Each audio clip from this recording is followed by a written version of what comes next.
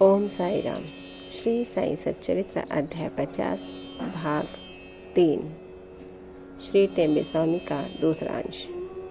साईं बाबा का जिक्र होते ही टेम्बे स्वामी ने पुंडलिक राव को श्रीफल देकर उन्हें संदेश पहुंचाने का आग्रह किया। अब 1 मास के पश्चात ही पुंडलिक राव अन्य मित्रों सहित श्रीफल लेकर शिरडी को रवाना हुए। जब वे मनमाड़ पहुंचे तो प्यास लगने के कारण एक नाले पर पानी पीने गए। खाली पेट पानी नहीं पीना चाहिए, ये सोचकर उन्होंने कुछ चिवड़ा अर्थात नमकीन खाने को निकाला, जो खाने में कुछ अधिक तीखा सा प्रतीत हुआ। उसका तीखापन कम करने के लिए किसी ने नारियल फोड़कर उसमें खोपरा मिला दिया और इस तरह उन लोगों ने चिवड़ा अर्थात नमकीन स्वादिष्ट बनाकर खाई। अभाग्यवश जो नारियल उनके हाथ से फूटा वो वही था जो स्वामी जी ने पुंडलिक राव को भेंट में देने को दिया था।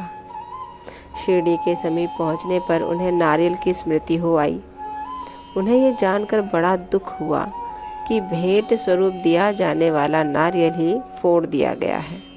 डरते डरते और कांपते हुए वे शिरडी पहुँचे और वहाँ जाकर उन्होंने बाबा के दर्शन किए। बाबा को तो यहाँ नारियल के संबंध में स्वामी जी से बेतार का तार प्राप्त हो चुका था।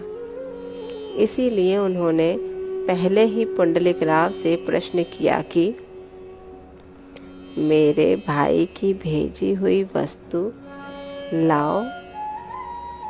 उन्होंने बाबा के चरण पकड़कर अपना अपराध स्वीकार करते हुए अपनी चूक के लिए उनसे क्षमा याचना की।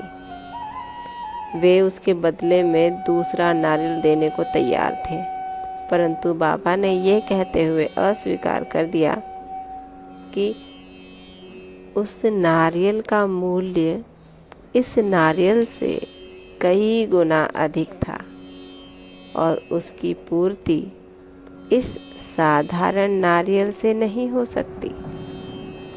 वे फिर बोले कि अब तुम कुछ चिंता ना करो, मेरी ही इच्छा से वो नारियल तुम्हें दिया गया तथा मार्ग में फोड़ा गया है।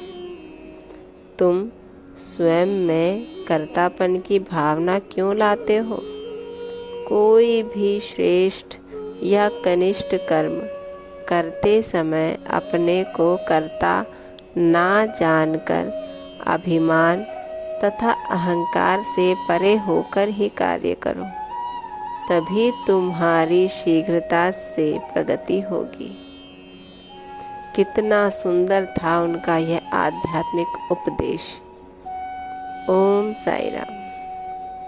जब पुंडलिक राव से गलती से वो भेंट दिया हुआ नारियल फोड़ा गया तो वो बहुत घबरा गए। वो अपने किए पर बहुत पछता रहे थे, परंतु साईं बाबा ने उन्हें शांतिपूर्वक समझाया कि तुम अपने कर्ता की भावना या आपराधिक भावना ना लाओ। जो कुछ कार्य हुआ वो मेरे ही इच्छा से हुआ है तथा कोई भी कार्य करो तो उसमें किसी भी प्रकार का अहंकार या अभिमान मत लाओ तथा सभी कार्य तुम श्रद्धा और सबूरी के साथ करोगे तो उसमें तुम्हें प्रगति मिलेगी। बाबा का ये उपदेश सुनकर वो बड़ा प्रसन्न हुआ तथा उसकी सारी चिंताएं व कष्ट दूर हो गए।